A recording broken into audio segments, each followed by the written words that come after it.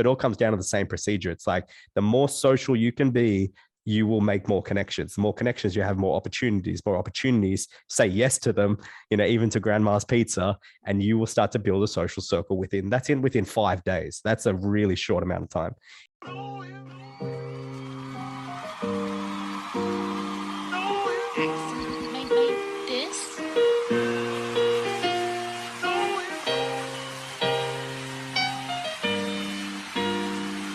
Yeah.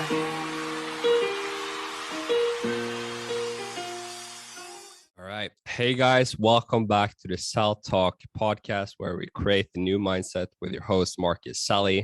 Thank you guys for listening, watching, viewing, and subscribing. I'm very happy to introduce Sam Matheson, and he's a social life coach, and he's the host of the #1 social dynamics podcast in the world called Sampled. This man can help you boost your social circle, establish amazing relationships, develop business alliances, and improve your dating life. He's also the founder of the Social Life Mentoring, where he helps men to become the leaders of their social circle. He's also from Australia. So welcome to the podcast. Thank you, man. Appreciate it. Thanks for having me on. I was just thinking, I was like, wow, that's an introduction. I'm like, yeah, I actually do all those things. I was like, yeah, it does sound familiar. And so he can swim fast because he lives in Australia. There's a lot of That's sharks it, man. there. Like ride kangaroos. What else have we got? We can, throw boomerangs. What else can we do? Like, I think the whole world thinks Australians can do like a lot of things that Australians can't do. We're pretty simple people. Yeah, awesome. So kind of in the beginning, based on my research, you're very interested in like social dynamics. You're very into self-development and networking and social circles. And so 100%. Can you take me back and kind of share a little bit about your story and how you got into this? Yeah, man. Yeah. So basically, I'll give you a bit of a rundown. So when I was a kid, wanted to become a professional golfer. It was my only dream in life. It was like, that's what I wanted to do. And from the age of 2, I picked up a golf club and that's all I wanted to do. Right. So after getting put into a all boys Catholic school, a lot of my trouble with like socializing, especially attraction with say girls, that young age where boys have this like all the hormones, all the testosterone, and they want to interact and associate. And I kind of around 14, 15 realized that I was having trouble in that area. I wasn't developing like the other kids. And then I came to realize I was starting to get bullied because I was short. And then the whole of high school, it's kind of, I had struggles with understanding why the cool kids were the way they are, how the people interacted, why there was a dominance hierarchy in schools, why were the cool kids cool, why were the not cool kids not cool. And I didn't understand. I couldn't read the social cues. I couldn't understand what was going on. And what had happened was, after all my time being isolated on the golf course, talking to Margaret and Jim, who were 60 and 70 years old, no problem. I had no problems there. Talking kids my age, I had a real struggle. I didn't know how to communicate properly. And so when you have a lack of communication skills, especially in high school, that's where, some bullying can happen and all these things. And that kind of progressed, and it never really got better. I got into after high school, it still was there. Obviously, it was a little better. I was able to communicate, but I couldn't approach a girl. I couldn't talk to, a person that I wanted to. I remember I even I hired a guy that was the cool kid in my school just because I was like the manager of a men's fashion store. And I was like, oh, maybe I can befriend him like this. And so basically I didn't know how it worked. And it was a crazy sort of journey. And then I got a girlfriend I got broken up with, and that kind of spiraled me into what I did for about 4 or 5 years. So after the breakup, I didn't know how I got the girl. And then I realized I had to look back that every person in my life, friends, or maybe a person I was attracted to, only came into my life because they chose to. I never attracted them, or I never, was able to bring people into my reality. It was always they chose. And after they kind of broken up, I saw people leave my circle. I saw people just choose not to be friends with me. And I just saw a girlfriend not want to be my girlfriend anymore. So it really, really struck me down.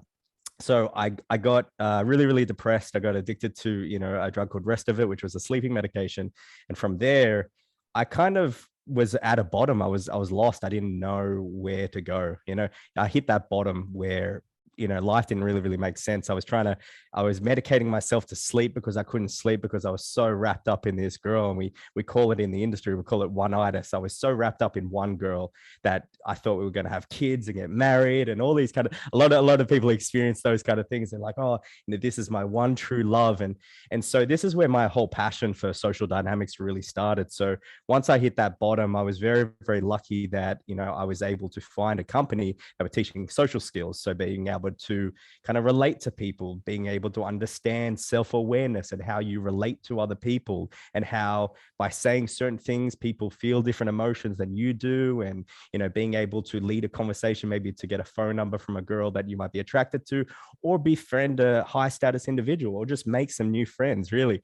And so that journey took me very, very far. It took me about 35 countries. I approached about 10,000 strangers in that period. And over that time, I was able to learn a lot of things, able to learn how to interact with people, able to learn how to read a situation, read a room, know what people were thinking. And so over that time, as you can see, a long time, I ended up getting hired by the company that saved me. I taught this to millions of men and women worldwide, 35 countries. And then from there, after getting, a few relationships, Corona hit, and I thought, you know what, I'm going to start my own company. So I've been doing this since 2011, 2012, teaching people all around the world how to improve their social life. And now the way that social dynamics has really flipped on its head after Corona, a very big emphasis is being placed on making a collective, a group of friends, a social circle, like I call it.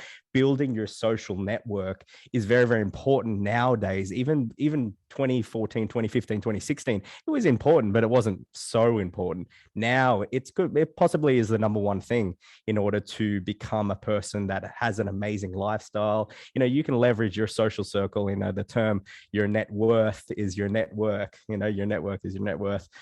So it is very, if not more important now, to cultivate a friend circle, to cultivate a group of like-minded people, not only to push you to get to your goals and to be the best version of who you are, but you can also leverage that to do fun and exciting activities, go on a boat, have some friends around you. Because I remember, I heard a quote, 9-year-old at the end of the day, he was like, if I could get rid of anything, it's like stuff the business, stuff anything. I just want to have my close friends and my family around me. And that's really all that mattered.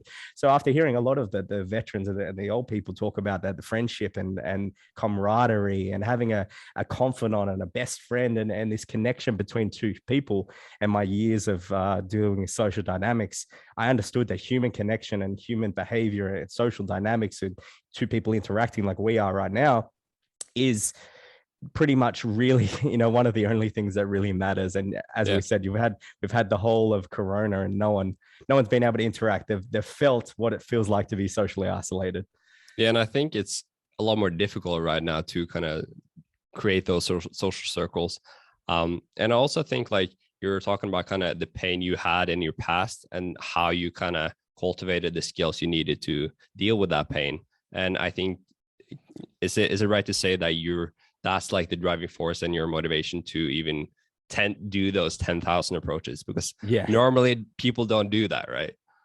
No. Normally, like, again, no one does that. I was obsessed with understanding and wanting to learn, because I saw how every sort of approach that I would do, every sort of interaction I would have with a potential, maybe it was a girl, maybe it was a guy, with the girls I was attracted to, I would see my progression, see how I would get better interacting with the opposite sex. And for the females listening, one of the things they understand is that a guy, especially, I was about 16, 17, 18, I really didn't have much value in the world. I didn't, I had no social skills. So it made it hard to get jobs, interact with people in my workplace.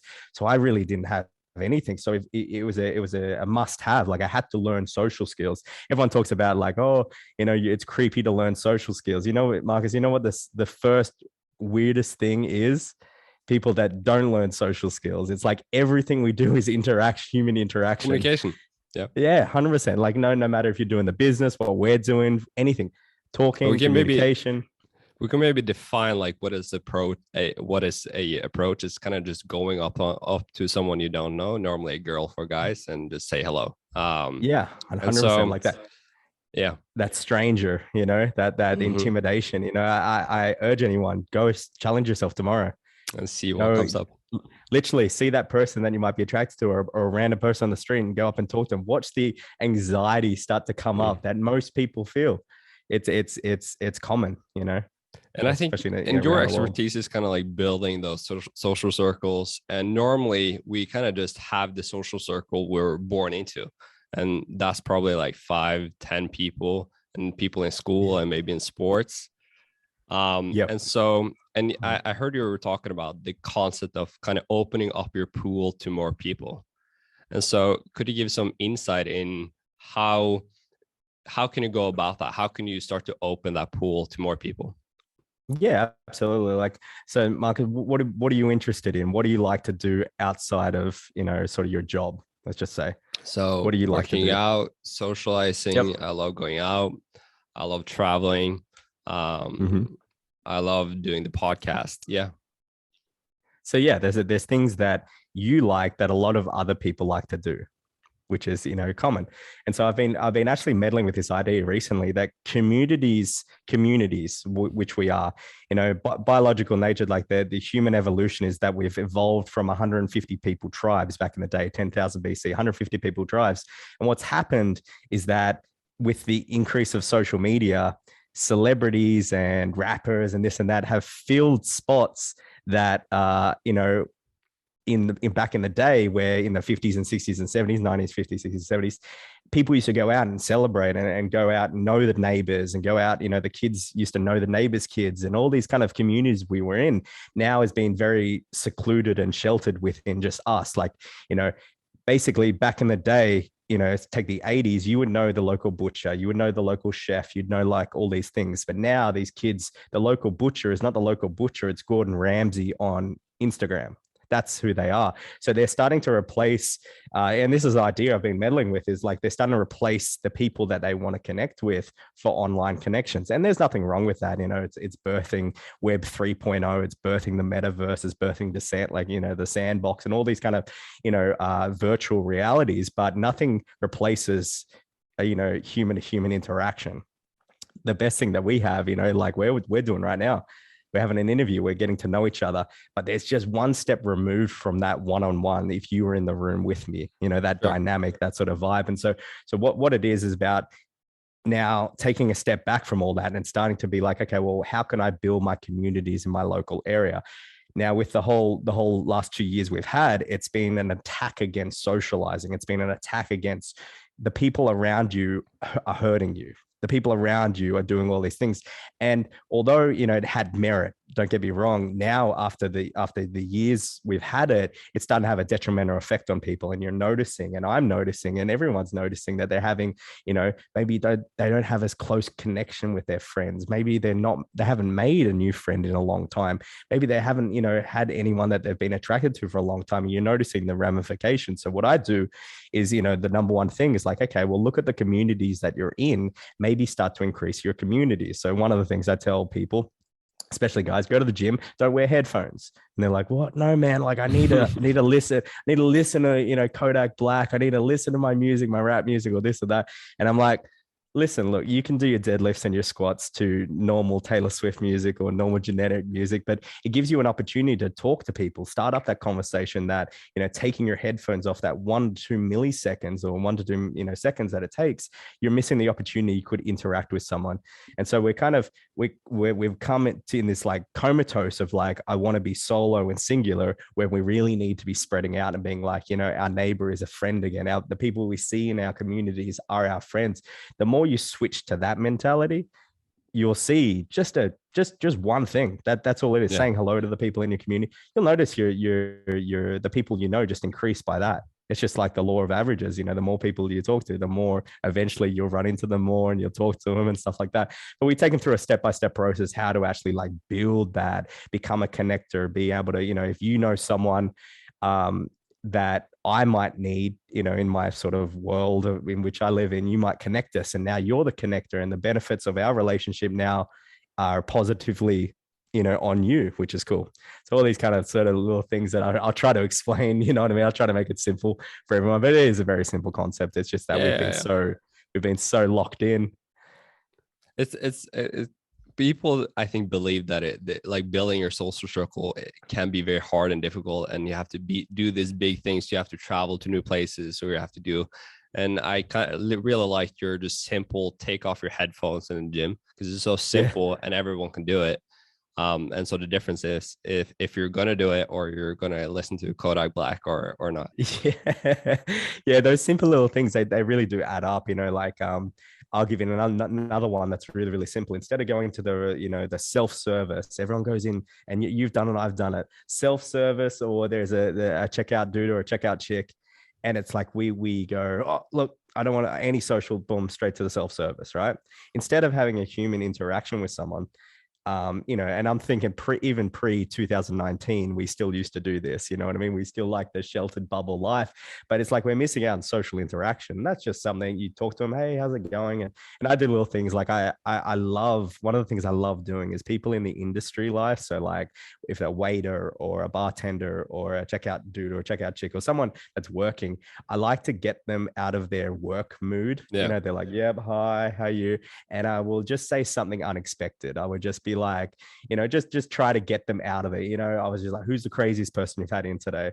And you'll see them like light up a little bit. All those little things that you can do that like make that person's day, or just give a little bit of energy or positivity, and they start to remember you. And even that's a thing that we like to call the familiar face theory. So basically, if you go to a certain place over and over again, start to know the people in the areas, because you never know. I've got discounts on groceries. I've got free freebies. Take all these. Oh, this person. You never know what you can get. You don't do it because of that reason. You just do it because you want to be social. The more you're social, the more you gain momentum at being social. That's it. And the only thing kind of value you offer is just that positivity and that energy, right? Because people think, oh, I have to build up a certain persona before, and then I can start to build that social circle. But then people want positive emotions, and people want that energy. And like you said at the restaurant, that's the only thing you kind of provide and people love it. Yeah, man. Like it's to me, again, I've taught myself to be like that, because I've been in the opposite, where I'm totally unhappy, totally just in despair. And the thought of like talking to that person is like, fuck no, I don't want to do that. That's the last thing I'd want to do. So I understand.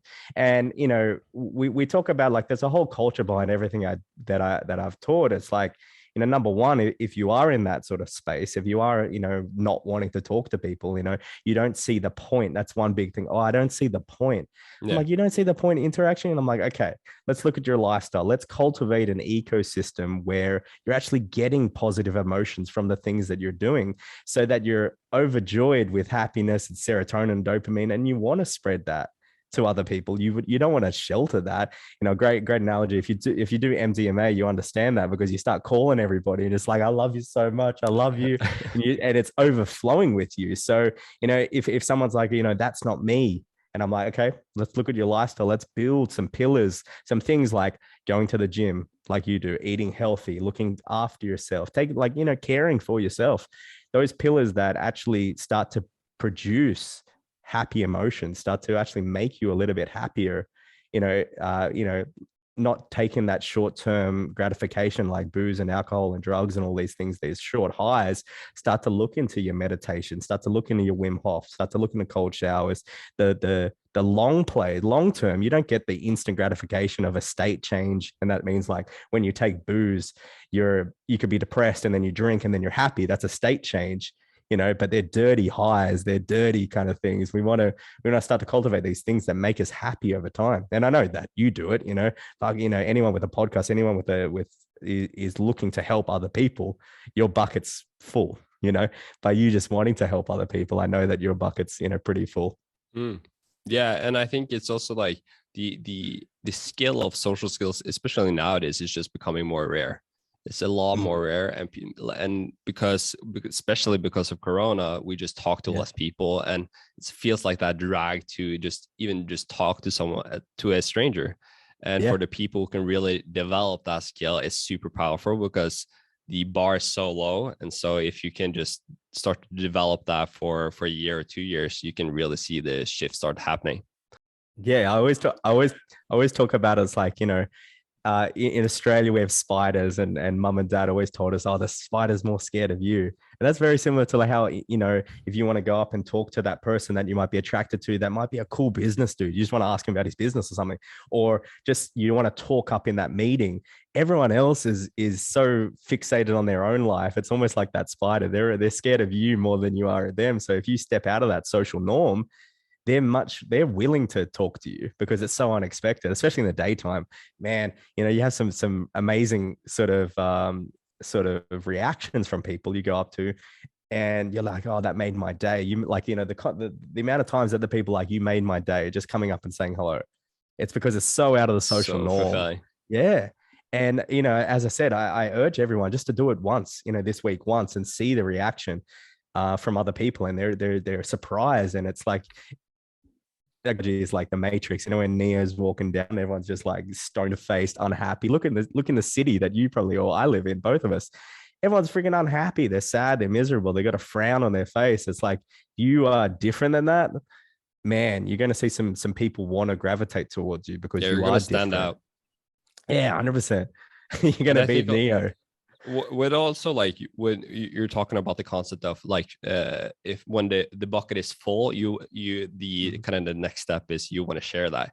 And so for my sake, I can't really pinpoint the steps I started or had to do to kind of fill that bucket. It's a combination of like working out, meditation, going out and socializing, part of this podcast, and doing all this, taking care of my health. And so it's a really tricky concept of like, okay, how do I fill my bucket? When is that positivity is just going to share? And can you talk about kind of the simple steps you made to kind of help people to fill that bucket? Definitely. I wasn't always like this. Just to put out there, I wasn't like this. I think the biggest shift that I've seen, especially within myself, is finding your purpose. That's number one, especially in terms of my masculinity as a man. My drive to want to provide for my family, my drive to want to be the best version of myself has definitely come when I've got more aligned with my purpose. Before this, I was doing e-commerce, right? And I had a lot of people, and they were like, it's just not you. And I'm like, yeah, it is me. It is me. Trust me, I'm doing all the research. And they can just tell. Like, I had people, and they were just like, no, it's just not you. And I was trying to prove to them, I'm like, yeah, I'm totally committed.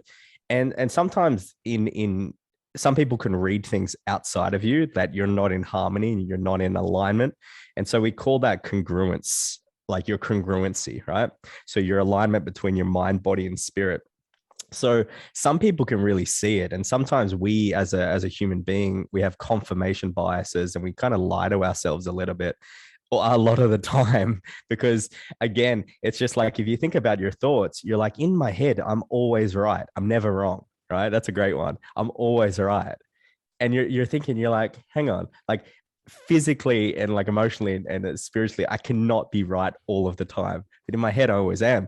So I start to learn these different things that I'm like, okay, well, I've got confirmation bias.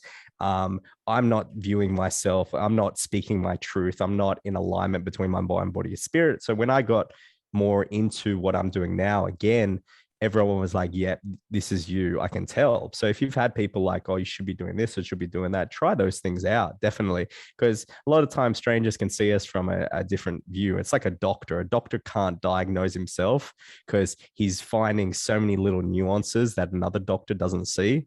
The self-diagnosis is like the worst thing. It's like when you go on to Google and you type in your symptoms, it always comes to death, just death. And you're like, oh God, Cancer, death, and you're gone. It's like my toe's broken, death. Yeah. You're like, oh, but yeah. So going back to your question, it would finding your purpose is one of the biggest and the greatest things that people could find, whether that's the purpose for their 20s, their 30s, their 40s. Who knows if we ever find our purpose and what it is? It's just something that we enjoy to do. And at the end of the day, everything's going to feel like work eventually. You know what I mean? It's like when you do put in the time and effort, it's going to be grueling. You're going to be times where you're doing well, you're not doing well, but it's those long-term visions, that purpose, that ultimate goal. I'm a very big advocate in goal setting and more long-term visions and actually playing a picture out of like where you are going to be in 5-10 years, visualizing and all these kind of things. But in order to fill that bucket, I actually did a long post today how there's so many aspects where you fill your bucket of happiness or fill your bucket of self-worth or entitlement or confidence and all these kind of different things. It really, really comes down to I like to do is set challenges and actually complete those challenges. That's what gives me the greatest confidence, because a lot of people go through day-to-day life in this state, right? They're just like they're not thinking, they're not self-aware, they're basically running on autopilot. They're running in, you like to say, the matrix or something like that. They're running in autopilot, right?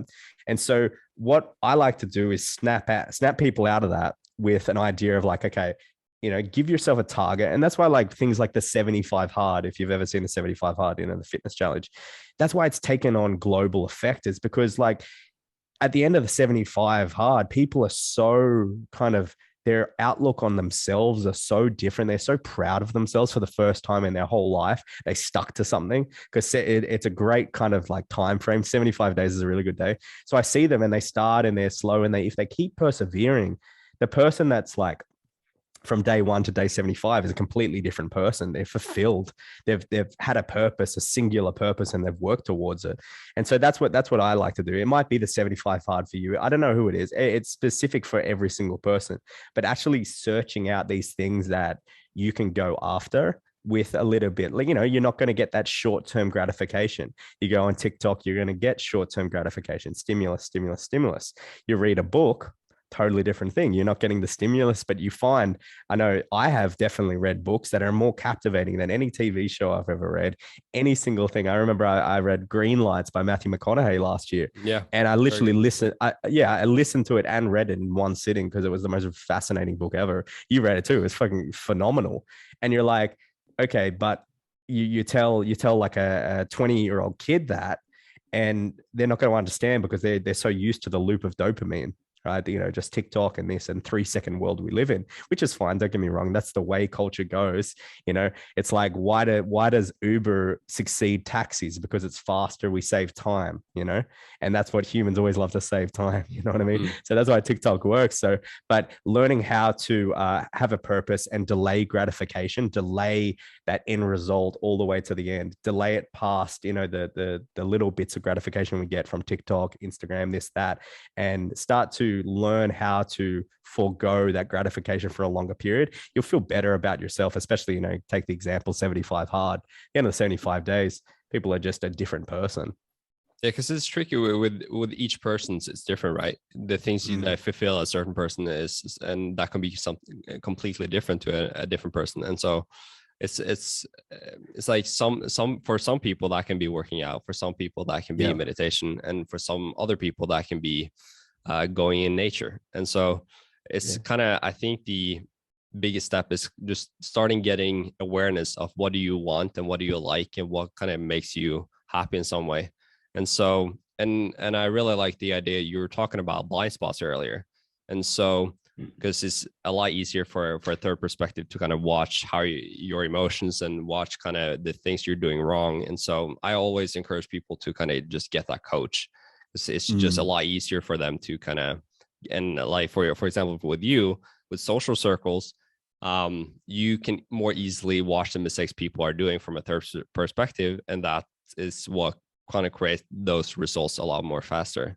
And so, yeah, I really like that they just, or the encouragement of just getting that coach in just any area of life. Definitely. You're so right there. It's so pivotal. And, all of my success, like I've had coaches, it's like you don't get there by yourself. You really don't. And that's, when I talked about, I was talking about today in communities, it's like, I'm looking in Web 3.0, NFTs, crypto and all that kind of thing. And if you have a look, the more involved in the community you are, the more knowledge you know.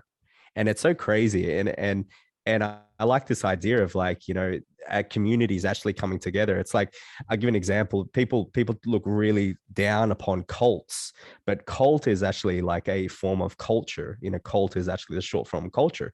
And a culture is like where you can be part of the group, you can be fulfilled. And that's what a lot of these people do, especially if you've ever played Call of Duty, you've ever played any of those kind of games where they actually, like, the whole game is a culture. The whole game is rigged so you have your primal drivers, your things that keep you going, fulfilled. Your level of like ascension in life. The more effort you put in, the better you get. Maybe if the guns get better, you start to unlock some other ones. You get a sense of community because everyone playing it is playing the one thing together.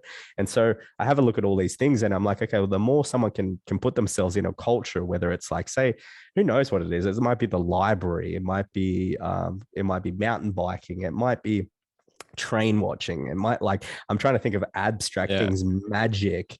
It might be, horse racing and learning, or statistical math or something, or, quantum physics or something.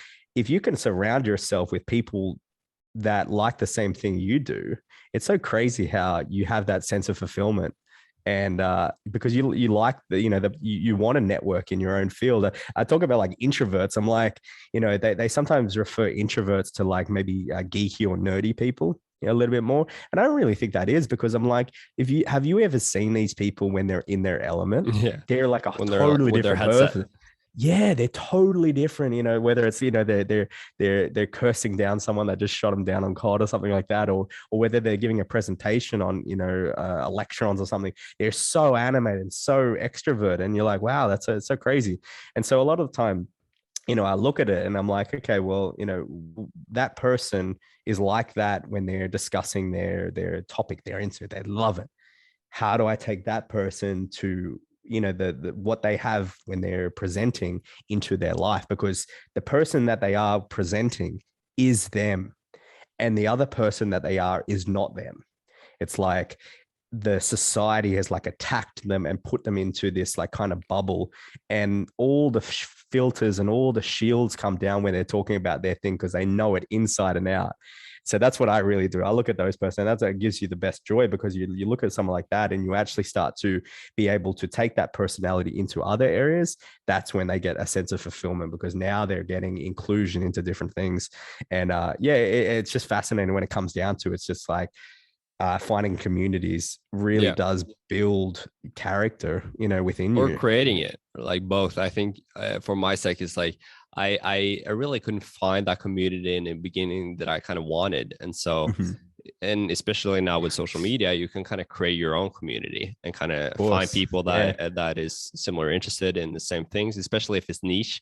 It's hard to find that in your own city, right? And especially if you live in Europe or Australia or some other place. It's like, but I also think people can maximize their opportunities, like you were talking about, in the communities you are already in, right? So that's real cool. So if we go back to like kind of social circles, I think you did this, but I'm gonna ask the question anyways. So if you have to rebuild your social circle in a new city, what would you do? I just did that. I just did this. I love it. And so it's kind of like, go on. What would you have to do if you have to rebuild your social circle like you did if you moved to a new city? If you had to, what are kind of like the steps you would say to a person who just moved? Yeah, definitely. So a lot of people, I have there are competitors that do it, and they have their 1, 2, and 3 should do this, and this. But you take Sam, you put Sam in. Let's do Rome, Italy, right now. So Sam's dropped in there, Italy, in a foreign country, doesn't speak, the land. What I'm doing, number one, is so I look at it, and I look at kind of the outlay of the topography of Rome, and I have a look, and I'm like on Google Maps and Google reviews and all this, and I just try to find where the best places are. So I might go, okay, where are the best restaurants in Rome? Where is the best nightclubs? Where because I got no idea what the culture is, right? People can say you got to throw a party, you got to do this, got to do that. It's depending on how long I'm there. So give me a time frame of like 6 months, right? 6 months in Rome, Italy. Now it gives me a bit of breathing room. I'm not always chasing my tail, being like, oh my God, every single day I have to make new friends, right? But be that as I'm in the heart of the city, I live there. I'm starting to know the culture, which is number one. So obviously it's a bit different to Brisbane, Australia to Rome, but I will day one start to do my research, maybe of a night. Day two, I walk the streets, I start to know anyone, and I start to say hello to everybody. That's number one. I'm starting to say hello. I'm starting to know, okay, well, if I go downstairs, there's a pizza shop, there's a coffee shop. I know what time they open. I'm starting to know. I might have a look. I'm like, oh, okay, they have good coffee. I could come here. I could do some work. I start to go. I'm like, okay, where's I might ask someone, oh, excuse me, where's the nightclubs, and then be like, oh, you got to go down here and do that. Okay, cool. Because Rome is very walkable. So now I've used a bit of history from my brain being like Rome's very walkable. So I should walk, everywhere. So I might go to the Capitol Theatre, I might go to the Capitol area. I might go everywhere. So I'm just starting to find my thing. Then I would, day two, day three, I would start to go to the nightclubs. I would start to go to the cafes. I'd start to go to the restaurants, right? And I would start to ask questions. And this is like you're 3 days in, you're just asking questions. You got no idea. You could run.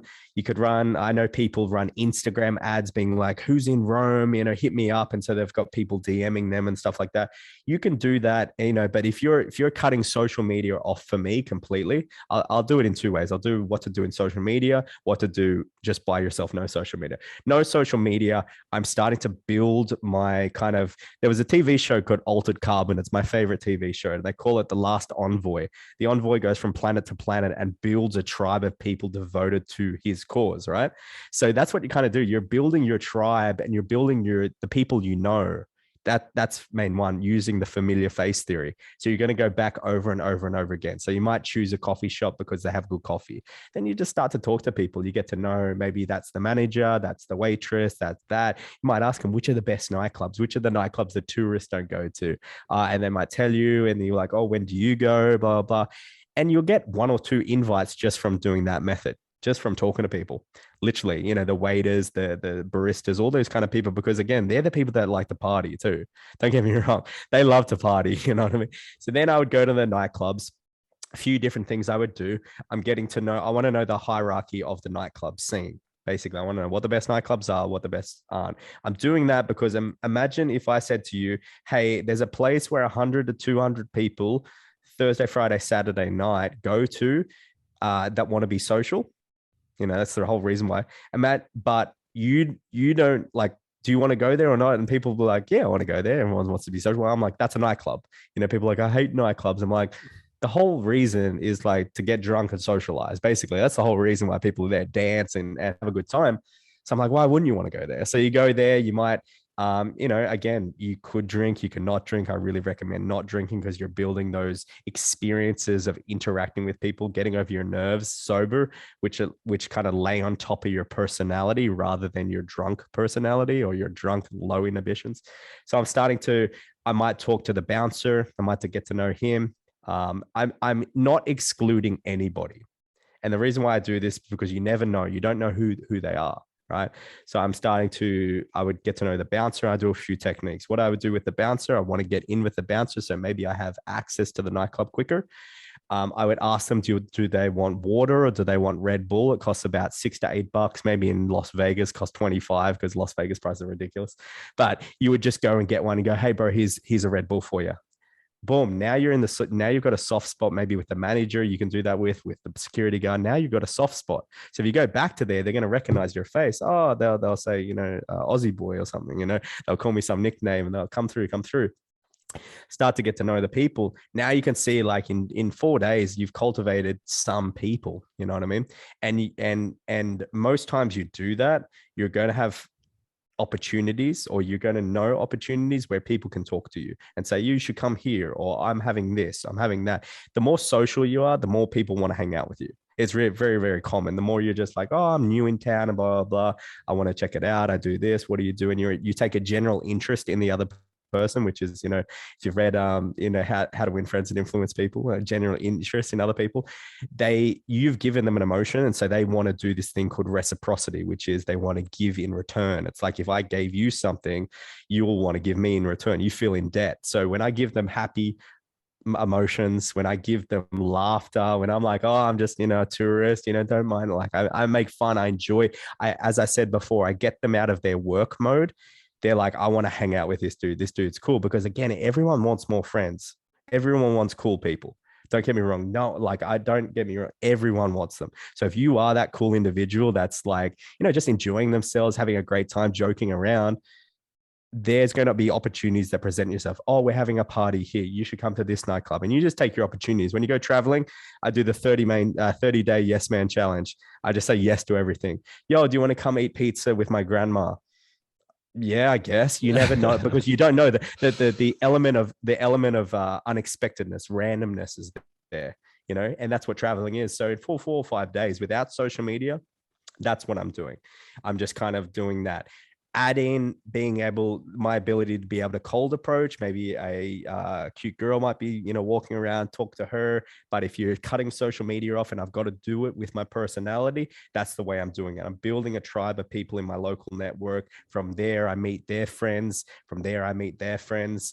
And so it really comes down to the way that I'm presenting myself. That's why my podcast is called Sampled, a sample of your personality. Being able to present yourself in such a way that's a good representation of yourself, that's not different than who you are, is a really good way to get to know people. Now, if I'm to do it in social media, it's a completely different strategy. If you put me into a space where I have social media in terms of like, I've got the same Instagram followers I've got now, the same sort of clout, the same sort of things, or even a bit less, it doesn't matter. It's like if I've got a good looking profile, if I don't, the first thing is I'd take some photos and make it look half decent. The first 6 photos and make it look half decent. I would put an interesting bio. I'd say I'm from Australia because I want the girls or the guys to have trigger things like, oh, foreigner from Australia, Australians are fun, cool. And it's a much easier way. If I added someone on Instagram, they'd add me back. So what I do with Instagram is I would do pre-planning before I would get there. So I would be looking at the places on your map on Instagram, having a look at the hottest nightclubs, having a look where the hottest girls are, having a look where the high status men are. And again, the high status men where the hot girls are. The hot girls bring in the high status men. So I would know 4 nightclubs where you've got to go, and you have a look of like a nightclub or a day spot or a hookah bar or any sort of place. I would just go in the restaurant, nightclub area. I would use those kind of thing, and I have a look, and I would just start to add people, add. That's what I would do before I'd even get there. So there would be at least, if I added 100 people, 10 people might add me back. Let's just say it'd be a lot more than that, but let's just say 10 people from there. Hey, I'm new in town. Where do you recommend to, what's the best nightclub? What's this? What's that? But I would just start a conversation with someone. You might get some sort of interest from there. I'm planning a party. You should come. I might do those lines. I might be like, okay, well, I'm going to go hire a booth that might cost me, like $100, or I might meet people at a bar. Right. And I'm going to invite as many people from Rome, Italy that are in my demographic or that might like me. Attraction is a really, really good one to network. Or even the dudes, you're like, hey, bro, I've got a bunch of girls that want to come. You should come. Right. It really helps when you've got clout or status. Don't get me wrong. If you've got 40K on Instagram, it really, really does help. Don't get me wrong. But if you're doing it with nothing, this is the way you're kind of cultivating. You're doing some pre-planning work. Then you get there. Now you're enlisting kind of an idea where you're having to do some cold approach. You're having to start to see some people in the streets, go to those places, you go to the nightclubs, the hottest nightclubs, starting to do the procedure like I just said. So it all comes down to the same procedure. It's like the more social you can be, you will make more connections. The more connections you have, more opportunities, say yes to them, even to grandma's pizza, and you will start to build a social circle within 5 days. That's a really short amount of time. If we had 6 months, then you could be a little bit more picky, a bit more choosy. And, at the start, you just do a couple of things. Now, if you start to have events you're running, so Taco Tuesday, Margarita Monday, if your place is open having people, start to invite out to random people. You only have to make one friend, and from there you meet their friends. So everyone has 3.2 best friends, right? Roughly about that. You meet one person, you can meet 4 people potential because they have 3. From there, they have 3, those 3 people have 3 people. So you got 9 different individuals, and you can see how it's like a tree branch, it cascades out. So you just have to infiltrate social circles that are built from other people, which is one aspect you can do. Or you find a maverick or a connector, that one person. Those people Have a guess. Who do you think the connectors are in, say, Rome, Italy? So probably the promoters. Yeah, good. Like that. Who else? Who else is someone that has to rely on socializing for leads in their business? I don't know. No clue. Real estate agents. Real estate agents. Yeah. So now you're thinking, okay, like who is the real estate agents in Rome, Italy? Because their job, again, lawyers, because lawyers have to go out and do lead generation. So I'm looking at industries that have to do lead generation that can't maybe do manual lead generation on Instagram. Maybe they do, but face to face is really, really good. You could look up Eventbrite. Maybe there's some events. Maybe you pay $50 to go to Rome Fashion Week and you go talk to as many people. Like there's so many different strategies you can implement. But if I was to do that, it would be I rely more heavily on my personality because it is a bit more extroverted, it is a bit more open and out there, and I know I can do that. Again, I just did it from Brisbane, like you just said. That was the funny thing because I was like, oh man, he must have seen. I just done excuse me, I just done Gold Coast. I built my whole circle, and I was like, you know what, I'm going to go to Brisbane. So I did that. And then, 2 bouts of COVID later, my whole circle is kind of diminished a little bit. I was like, oh man.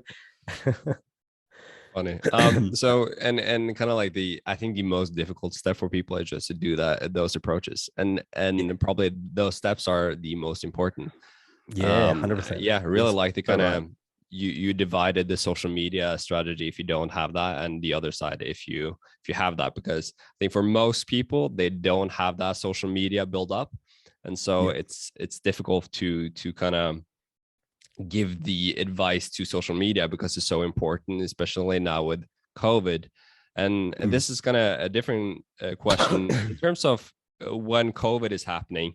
Would you do anything different now compared to when there's not COVID in terms of just building a social circle? Because people now definitely. In Norway, the clubs are closed and they can't really, and people are scared to touch. People are scared to just go up and say hello to someone, right? And so would you go about it differently in terms of what would the focus area be if you're in lockdown? Yeah, definitely. I think so. There's a couple of things. The culture of any sort of the European places are going to be like that for a little while, just because how more calm and more level-headed everyone is. You know what I mean? There's not too many big outliers. Maybe there are, I haven't been to Norway, but I've been all through Europe, and I understood there's some outliers, but not as many as like a US or an Australia where they're just polar opposites of each other. Everyone's very, very similar. But so what I would do is, number one, the culture's shifted because people now look at status as an indicator of whether they want to, be friends with you or not. And this is a big thing that's happened. And what that means is basically when you look at someone, you judge them depending on who they are. So the old kind of saying is like, don't judge a book by its cover. And I'm like, well, it's actually a human trait we all do, and we can't stop it. You can't stop this. This is a biological sort of nature that we do because it's a safety mechanism. We want to judge someone in case they were going to hurt us or not. It's like fight or flight. So this has got to a stage where Instagram was a very big propeller of this, where girls were now getting DM'd by the rich celebrities. I've had girls that I've been, connected with, and they're talking to Drake, and it's like, go for your life, sweet. Like I don't compete, you know what I mean? I compete on different levels, don't get me wrong, but in terms of like the rich and famous level, I don't compete, so I understand that. And so these girls are now getting this influx of validation from, say you're a rich celebrity and stuff like that, and all to them, good on them. I'd probably do the same thing if I was getting DM'd by Ariana Grande or Selena Gomez or something. I'd be the same thing, you know what I mean? But so everyone really just looks at status. So this is why the Instagram followers is a really good indicator, because it's like now it short circuits in these girls' brains of like, oh, he's got followers, he's got status, cool, he can help me get into this place, he can be a good friend, he can make me gain more Instagram followers. And that's why it's very heavily on the status based. It's like how much value you give to the world is how much I'm going to want to talk to you or not. So if people can be like, guys can be like, I'm getting left on scene, I'm this, I'm that, I'm like, well, you've got to kind of play it a little bit differently, you know what I mean? Because the whole culture's changed. And this is Corona, it's accelerated it. No one wants to talk about this. no one wants to talk about it because it's like, oh, it doesn't exist. And this is just a small sublet of like, it doesn't happen in maybe, I don't know, Madagascar or something like that. But if I flew there, I could 100% see that people are looking at different people based on what they can give them. It's a very selfish thing. No one wants to talk about how humans are very selfish, but it's like, in the end of the day, it's a dog eat dog world, and we have to take extreme ownership. That's why books by Jocko Willink is like extreme ownership. Yeah. is the idea that like everyone is very, very much alone, and you have to be, prepared to look after yourself. But that's a how do you call it? That's a freeing idea. That's very freeing. So, if I was to do it in lockdown, well, not lockdown, in Norway, sure, it makes it harder. Don't get me wrong. You have to learn how to adapt. A lot of my content recently is like learning how to adapt on different things. So your dating apps, Bumble's fallen through the ass. Bumble's not, not as where it would be, but your Tinder and your Hinge, or in that equivalent in your demographic or your region, is something that I'd be looking at. Just starting up, and this is why good content or good photos is so beneficial, because now you can use it for social media. You can use it for your LinkedIn and your business side. You can use it for your dating, and it can show status. A photo can show status, or, in terms of show your lifestyle a little bit. That's maybe a better idea. So an idea would be, starting to get some photos so you could be on that, and then inviting people over maybe you're only allowed 2 people, maybe you're only allowed 1 people, maybe you just, you kind of can have some people, and inviting them for things that might not be what you think they are. So when Australia got really, really hit, the things that were working for me in terms of connecting with different people were games nights, Monopoly, Uno, this, that, basic things that no one would really think of, but your Taco Tuesday or your movie Wednesday weren't working, but the games were working because everyone could rationalize, oh yeah, I'll come over. I haven't played that in so long. So now, every night of the week, there would be a games night, and there would be, maybe 2 people who were allowed to come over, 2 people.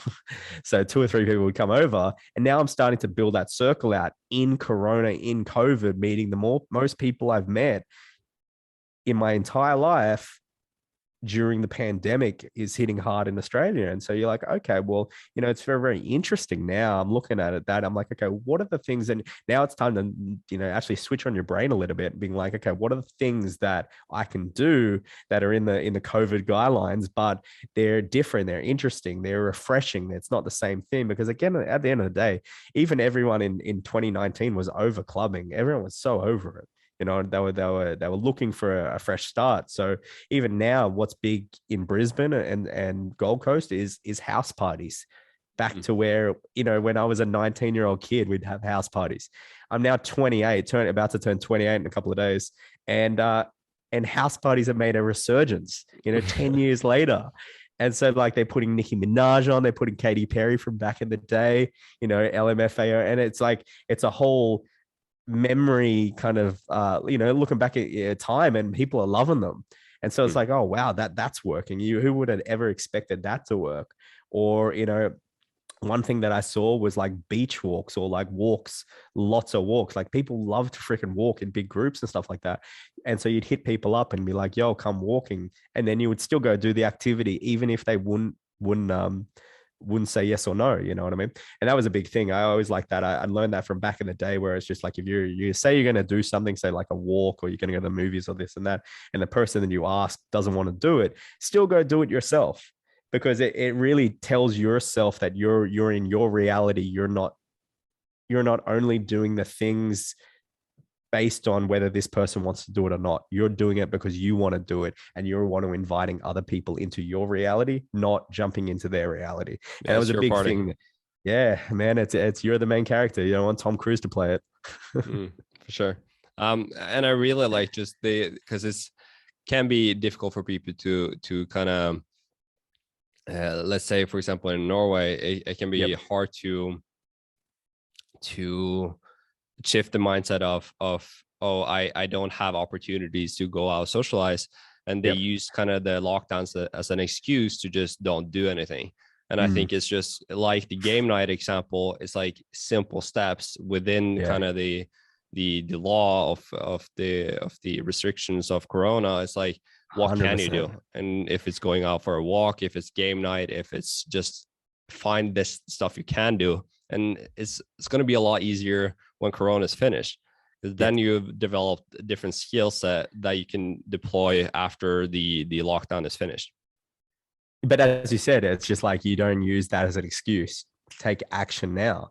That's number one. Like as you said, it's 100% correct. I love that. Yeah, because it's for my sake, my mindset was, oh, it's lockdown, I can't do anything, and I kind of shifted and said, okay, what can I do? What are the steps I can, and how can I adapt to the situation? And it's, I think it's a lot different. A friend of mine, he was just in Miami, and I've seen differences in how Norway and Miami. Yeah. It's a lot. 100%. Yeah, so it's I would like to go to Miami for sure. 100%. I would say also, your previous mentor, I don't know if people know him. He's Owen Cook. He's the #1, I think, social dynamics coach in the world. People should definitely check him out if they haven't. But can you kind of give, because we've been going on for a while, but kind of give some in terms of just this, the say 3 most important lessons you learned from him in terms of just, and what he kind of helped you with. Yeah, absolutely. So if I'll give some context, so Owen was the owner. He had a company called Real Social Dynamics, and basically it taught people how to do social skills. And he was the one that I found the video on that saved my life. Other than that, if anyone wants to hear the story, they can. But basically, I was about to commit suicide. I had all the pills laid out, and Owen's video came on YouTube, saved my life. I put all the pills back, and three weeks later of binging his content, I was able to, and that was the guy that ended up taking me on as an assistant. And not a lot of people know that story. So basically, I flew to Miami on a whim that I was going to ask Owen Cook a question if I could be his assistant and I could learn social skills, because I'd come from such a low down place that no one was going to outwork me. No one was going to know anything about the company and social skills, because I devoted my whole life to it. Rain, hail, or shine, 24 hours a day, 7 days a week. I'll give an example. I used to play the videos that they had put online, the free videos, under my pillow, just to get those 8 hours I was missing out on content to hit to my subconscious. And it would just be 24 hours a day. I'm sure the people around me like, Jesus Christ, this guy's insane. And it's just like, I have a very obsessive personality. So when I find something, I want to know every single thing. You're also kind of desperate, right? You were talking about like in the suicide. Yeah. And I think that really cultivated the need to change. 100% that we call it I call it a catalyst. So basically it was a moment in my life that I feel like destiny pushed me a certain way, that it was like a predetermined environment that I found myself in. And I got to that fuck it moment. I was just like, you know what, I'm gonna try this out. You know what I mean? I traced everything back to that moment. That was the moment that I was just like, oh man, my whole life changed that moment. And so basically when I asked Owen, he said yes. And I ended up becoming an assistant, and his protege, he's like, it was someone, I was just learning social skills. Basically, I was just learning. I wanted to learn as much as I could. And back in the day, it was very much heavily based in dating. Now it is very much heavily based, what I teach, in networking and being able to connect with high status individuals, celebrities, and sort of, people that you might look at and be like, oh damn, I want to get to know those people. They have that cool lifestyle. So back in the day, it was more heavily, based in the you'd learn the lessons in the dating. And so what I was doing was just mentoring and shadowing him, just being a mentee. I think, the 3 things that I would say, I won't give you them, but I'll give you stories, because I think stories illustrate so much better, So I'll give you an example. So they used to do free talks and free things all around the world that I'm sure you're aware of. And those free talks, there'd be somewhere between, 100 to 1,000 people. And so I get to Los Angeles. It's my first time in LA, and I'm like, yo, this is so crazy. I was like, yeah, man, let's go to Earth Cafe and let's do this and that. And I was sleeping on the floor, and I remember it very vividly because I was woken up by his kids smashing like Tonka trucks in my face and stuff. I was sleeping on the editing floor, and the kids came in and played cars, and I was like, oh God. And then that day we drove to Portland, Oregon, which is up. And so I didn't have much sleep, and I'm like, oh man. And he goes, And then we get to the seminar, and he goes, just do 10 minutes of speaking. And I never public speak before in my life. I'm a kid that like 12 months ago was like about to kill himself. And now 12 months later, I'm speaking in front of people about what I've done the last 12 months. And I'm like shitting bricks still. I'm like, oh my God. And so basically I'm like, okay, I'll do 10 minutes. And I'm like, hey guys, I'm Sam, blah, blah, blah. And there's probably like 100 people in the crowd. They're all just like blank face staring at me. And they don't know who I am. So I have to kind of prove who I am and talk about it. And I'm like, man, I'm just talking, I'm starting to riff it and this and that. And I realized that it had been 4 hours and he hadn't come back and I was still talking. And he did that as a test. He basically pushed me in the deep end. And it was one of the things that he did that really, really spoke to me. It was just like, you're more ready than you think you are at a lot of things that you do. And so that 10 minutes, it was just like, yeah, I'll be back in 10 minutes. And I remember it because I was like, oh, okay, 10 minutes. Yeah. Put a timer on it. 4 hours later, I remember it was like 7 o'clock and then That's 11 crazy. or 11 or 12, he came back and I'm just like, oh man.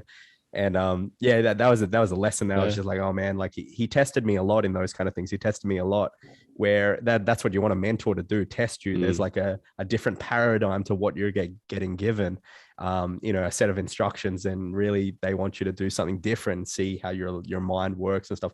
There's some crazy things, but so I was kind of that was one of the things that I learned. It's just like you're more I ready really than you like are. that. Yeah, It's kind of super. like you shouldn't wait until you're ready to kind of do something, and also you can push yourself a lot further, So especially much when a further. coach can see you. And yeah, I really like that. And probably that was you kind of changed the beliefs on, okay, what can I do and what can I accomplish after you were supposed to give a 10 minutes a talk, and then Speech. it Yeah. came, and then it turned into 4 hours. And I think this applies to for a lot of people. It's like they think that they can do a certain thing, or they can't do it, or can't get that grade or that job. But then Yeah. if they get someone to kind of help them, they realize Mm. that there's more to it. And because I and for my sake, it's also like I for so long I kind of waited until I was ready to do something. Yep. If it was something I was wanted to pursue or something I wanted to do, Mm. I was kind of like waiting to, it was, for example, with working out. I Yep. remember like when I would say 17, 18, I was like Yeah. sitting in my bed and looking up motivation talks. And I was kind of like waiting until I got that motivation and then I could work out.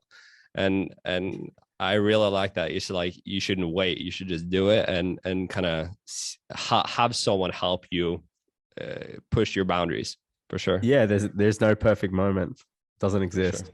Yeah. Whether that's talking to someone that you're attracted to, whether that's connecting with someone, whether that's gym, whether that's, public speaking in front of 100 people, it doesn't matter. There's only the moment now, and you see how you do, you sink or swim, basically. That's why we have a terminology. Is basically throw. They talk about like how to teach a kid to swim is throw them in the deep end, and then from Yeah. there, obviously, you're looking on them, but you learn how they handle what's going on, a Yeah. little bit. You Yeah. see that, and they actually did some study of like how kids how they do swim training and stuff like that. And a lot of the time the instructors don't freak out. They let the kid figure out his Mm. bearings and stuff like that, and it's very interesting. The second thing it goes into would be a work ethic. So I remember I told someone else that was coming on the company at the time. This is back in 2015, 2016, that he didn't know what hard work was. You don't know what hard work was. And so basically what I understood was a lot of people think that their 8 hours a day is working and that they're happy with that and they're content with that. And they don't really know what working is. And I found out what working is, especially when you're cracking 46 hours and you're still awake and you haven't slept and you're just completely exhausted and you've had to still go on because we realize we've lost footage and we need to make a video for that city. And so you're completely emotionally drained, and you tap into different resources. You tap into different energies you've had. I remember, just constantly just being underslept and knowing that you've got energy reserves within you, like that David Goggins, you're only 40% there, Mm. when you feel like you're at the end. And that's really something that I've cultivated again too. I've taken that lesson where I was pushed to utter physical exhaustion from being tired, but still being able to perform, still being able to find those reserved energy sources, be able to commit. Because after 8 hours, like 8 hours, you're warming up into work. and I don't promote hustle culture, you know what I mean? I promote smart working. But again, 8 hours, it's like, they really shouldn't, if you want to get to your goals, there's really not a turn off for them. It's just like you just keep learning, you should keep getting better. If you got a 9 to 5 and you have a side hustle, sweet. You got 8 a.m. to 5:30, 6 p.m. Perfect. Have a shower, go to the gym, 8 p.m. to 12. Boom, there you go. 4 hours you can work on your side hustle. So a lot of people they feel, especially with now, they're finding that their 8 hours at work is now 6 at home because they're like, oh, so many less distractions. You know what I mean? But it's now that they can work on something else. I think a lot of people it's very I like entrepreneurship. I like doing something for yourself because you can always chip away at it every day. So Owen definitely showed me hard work, what hard work was, being completely depleted at the end of it. And then the third one, I've never been asked this question, so I'm not like I'm thinking on the spot. But I think that's something, it's a really, really good thing. I don't know what to say on the third one. And so I really allow my body to feel it. I don't try to speed ahead. And this is what people can have in conversations. And the more that I feel into my body, the more I feel present, the more I learn how I don't freak out when I don't have anything to say. I just relax a little bit more. And so now there's a third one right now. And that's the art that Owen taught me how to do this, this idea of speaking, just public speaking, being able to speak content and being able to speak, proficiently, being able to say the correct words, being able to articulate, just based on the fact that it's not that you have a script or anything like that. It's the idea of learning how to relax your body and let the words bubble up and let the ideas come through and not be so kind of rigid in the way you talk. I know I see a lot of guys and they do YouTube videos or TikToks and stuff like that, and they'll do it like 100 times. And he taught me the art of being able to do one take real quick, speaking your mind. And that's helped me in so many different ways. It's helped me in terms of this podcast. Like nothing of this has been scripted. Yeah. I'm pulling things out of my ass just because I'm being present. I'm being very still and being very grounded, which you probably found the more that you've podcast, the better speaking ability you've had, the better you're able to articulate your thoughts just by talking more. And it's a crazy thing. And so he definitely showed me that. And definitely, my communication skills, obviously, he was teaching communication skills.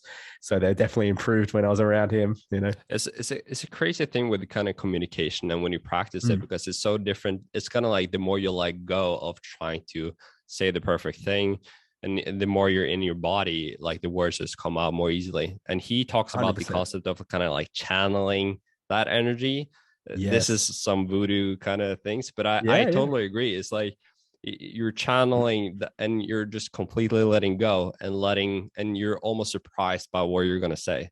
And the more I podcast, I've really seen that difference, and I can really see it in you. And I don't think people realize the work it takes to kind of get there, because it's like how many talks, how many approaches, how much stuff you've worked on to kind of get to that place. Because it looks so easy, like with everything. It's like, it looks easy, but it's just try it out for yourself, and then you can see if it's easy or not. Yeah, for sure. Yeah, man. Put a camera on, see how natural you are, in front of a camera, and how articulate you are. Again, I was never like this. I was never someone that was very talkative. I was very shy as a kid.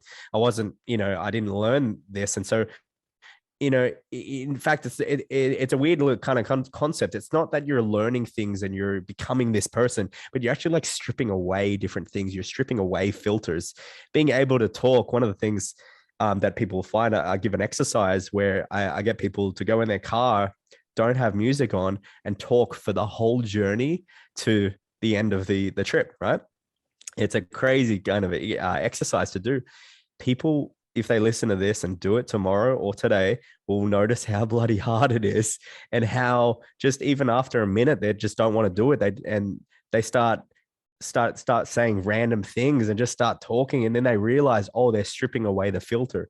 They're stripping away the idea that like what I have to say has to be structured and has to be all this. And then they start just like, oh yeah, blah, blah, blah. And then I got the traffic light, and then I got this, and then I got the car. Oh my God, it's a red car. And they start to like start to get rid of the filters and start to actually be free Mm. and talk. And then when they go to the end of it, you ever come off a treadmill and you've been walking or running and you have that feeling like you want to keep going? Yeah, you want to go. That's Yeah. what people will have. They'll drive for like 15 minutes and they'll talk the whole time. Don't stop. Just talk whatever comes to your mind. Just blah blah blah blah. And then at the end of 15 minutes, you'll notice that you'll just want to keep talking. That's You just kind of want to like keep what going. you did with the talk with the 10 minutes until 4 hours for sure. That's Yeah, really yeah. interesting. You start. Well, you have to. That's the only thing. You don't get any dialect back. So you just like, and it just Mm. comes out, and then you can put yourself in that momentum where it is coming out more. Yeah, You and, know. and it's a different thing when you don't get that social feedback, because you always have to Yes. kind of cultivate that, because it's in social dynamics, it's like you always have someone you can kind of spar with. But then Yes. when you're with your camera or when you're at the talk, you don't really get Mm. that. And so you really have Yeah. to bring that energy from yourself and kind of see what comes up. Yeah, Yeah. that's Put yourself, as you said, put yourself in that state, that trance of like, oh, it is going out to millions, but I can't see millions of people. Like, oh my God, you know what I mean? So you have to really cultivate that within yourself and be like, you know what, I'm just going to give the best I've got. For me, almost sometimes I always think about like that too with cameras. I'm like, I'm going to give it for me. Do I like it? Do I feel like it's my best work? Sometimes. yeah. Yeah. And I really encourage people to kind of just learn communication skills and social skills, because you use it so much.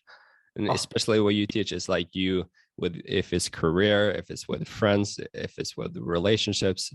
And I really just encourage people to get a coach like yourself, because it's like these skills you're gonna get to use in your entire life. And you're gonna get so much benefit, and it's gonna be so much easier to just get results. And so where can people I was trying to think of an idea. Sorry, bro. I was trying to think of Yeah, an no worries. idea where it was like, I was trying to think of like a thing where people don't have to communicate, as you said, like everyone communicates. I was just like, man, it was really, really hard. I'm really trying to see a thing. I'm like stock trading maybe, but I was just like, even that, you're like, you can talk with people, and I'm like, Mhm. oh man, I think everything is all communication. Mhm. It's like It's it's the fundamental thing, like what you're doing right now, for sure. communicating. And it's and because it's like you were talking about, it's not all people have that motivation or that kind of urgency to kind of learn these things. But I think just showing how important it is can really help to kind of give that, or help them get the drive to start learning these things and maybe going out and do socializing. Oh Because man, it's 100%. very different with kind of, I would say, like you were talking about your life change in a moment, and you Yeah. decide that, okay, now I'm gonna change. And I really believe that. I think Tony Robbins talks about how your entire life's changed with in a moment or in a decision. And Yes. yeah, and I really believe that. And I think people should just cultivate that drive, or to really just and understand how important it is to start the process of just learning communication skills and going out. So I mean, it's everything. the last question is kind of random. I just had it Yeah. in there. Yeah. And I thought about, it came up on social media, I think on Instagram or something. And Yeah. I thought about it, and I was like, okay, would I, so here's the question. Would you have a 1 minute conversation with your old self or your future self? Yeah, right. I actually heard this question the other day. That's really funny. I was like, oh, I wonder what I would do. Yeah. And I didn't even think of it again. So now you're saying it, so I'm getting caught out because I don't know. Um, okay. So 1 minute conversation with myself prior. I'm a very future projector. So I like to think about the future a lot. I'm massively in the future. So from an egotistical side, I would want to know so I could take more advantage of the future. But then again, I'm very big on time travel. My favorite movie is Back to the Future. I love time travel. And so the idea that, Marty has gone back and had a conversation with his old self in Back to the Future. He went back in time, 1951 or 1957, I think. I can't remember, but I think that would help me in terms of my marketing for sure Mm. of what I do, because I was able to talk to my old self and hear some things. But it's a really, really funny question. And it would definitely come down to, it would probably be my old self in terms of it gives me a refreshing or a humbling experience. Mm. Because looking back, if you're future, you looked at the future and you had all the assets and you had all the things you want and you were successful, would you pursue the journey anymore? or would you know I'm already going to get it? Where keeping that future where it's like unpredictable is the thing that keeps me motivated sometimes, not knowing the future, not knowing the kind of things. And so I would definitely probably go my previous self, just to have that humbling Mm. experience again of where I've come from. Yeah. So that's a really good question. I like that one.